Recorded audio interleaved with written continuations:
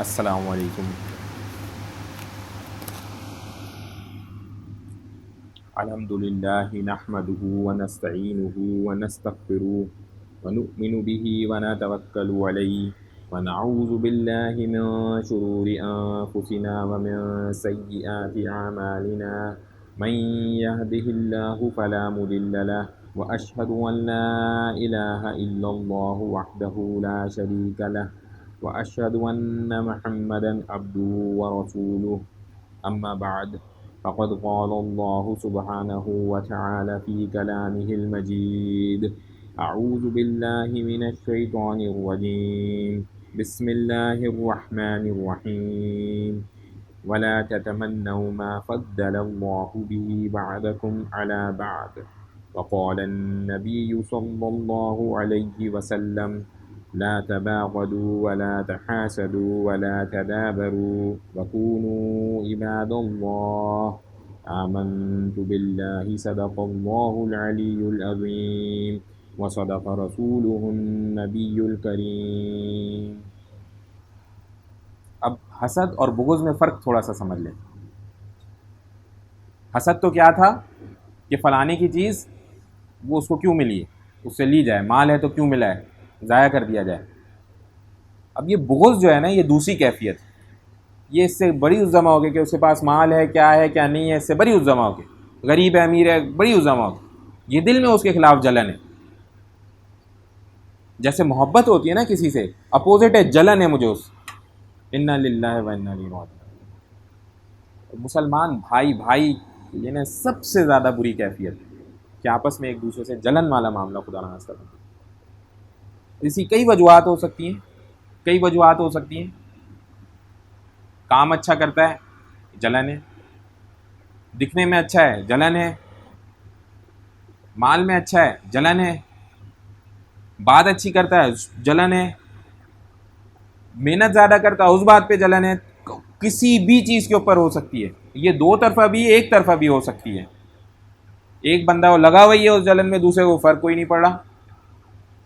مگر یہ جو کیفیت ہے نا، اس میں دونوں اسپیکٹس موجود ہیں، یہ پازیٹیو بھی ہو سکتی ہے اور نیگیٹو بھی ہو سکتی ہے۔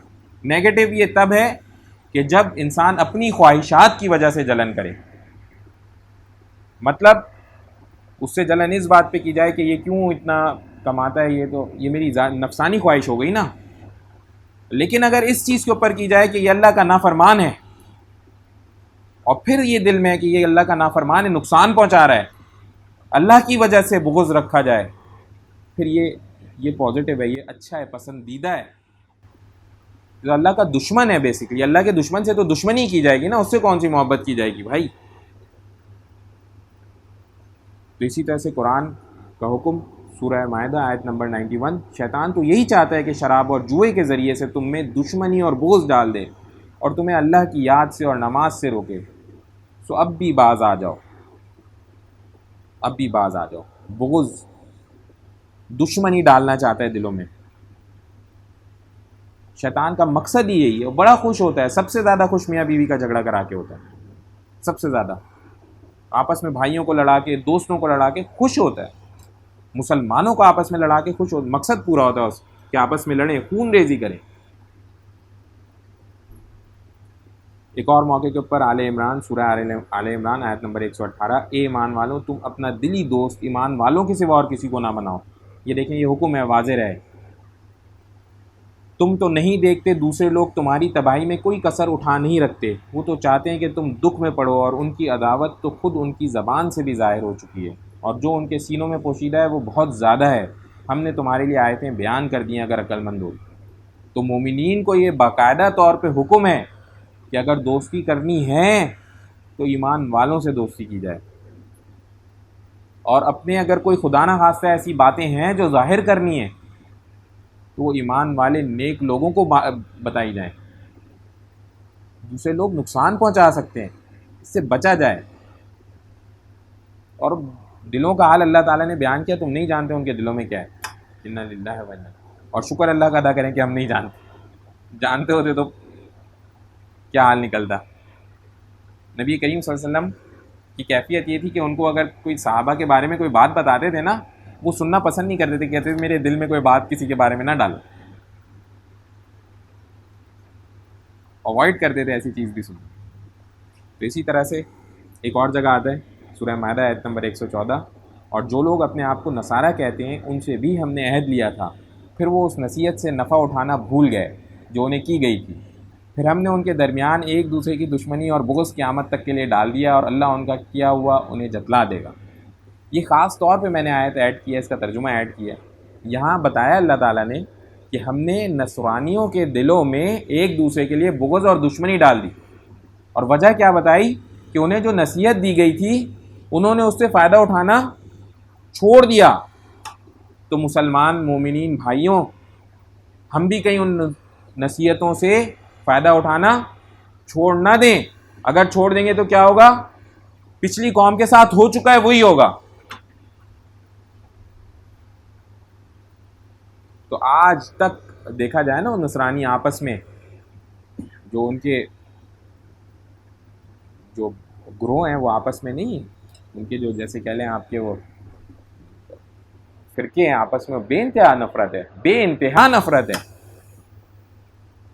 کہ ایک طرف بالکل الگ ہے، دوسری طرف بالکل الگ ہے. ابھی تو خیر بڑی کوشش بھی پیچھے دنوں کرتے رہے، اس کا فائدہ کوئی نہیں، کیونکہ قرآن میں حکم ہے آپس میں لڑتے رہیں گے. ایسے ہی کیفیت ہے آج بھی دیکھیں بڑی پیمانے پہ آپس میں اٹھا کے اگر دیکھیں نا ہم تھوڑا سا، تو وہ ان کا آپس میں یہی تکرار رہتا ہے. حالانکہ اب تو ان میں سے آدھے سے زیادہ ختم ہی ہو گیا ہے. عیسائی مذہب جو ہے اس وقت تقریباً ختم ہی ہو چکا ہے. سارے زیادہ تر ایتھسٹ ہوتے چلے جا رہے ہیں، مانتے ہی نہیں ہیں. تو جو بچے ہیں ان کا بھی یہ حال ہے. بہرحال بس ایک حدیث اور اس موضوع کے اوپر ایڈ کروں گا. رسول اللہ صلی اللہ علیہ وسلم نے ارشاد فرمایا ایک دوسرے سے بغض مت رکھو. بالکل کلیئر، ون لائنر شارٹ، بغض مت رکھو. ایک دوسرے سے کچھ مطلب نہیں، بھائی بھائی ہو، بس تھوڑا سا وقت ادھر بھیجے گئے ہو، یہ بات یاد رکھو. کتنی ساری چیزیں تو ہم تبدیل ہی نہیں کر سکتے. آنکھوں کا رنگ تبدیل کر سکتے ہیں؟ نہیں کر سکتے. اپنا قد کاٹ تبدیل کر سکتے ہیں؟ تو بھائی جب اتنا کچھ نہیں تبدیل کر سکتے ہو، باقیوں میں کیوں الجھتے ہو؟ محنت کرو، اللہ سے مانگو جو مانگ سکتے.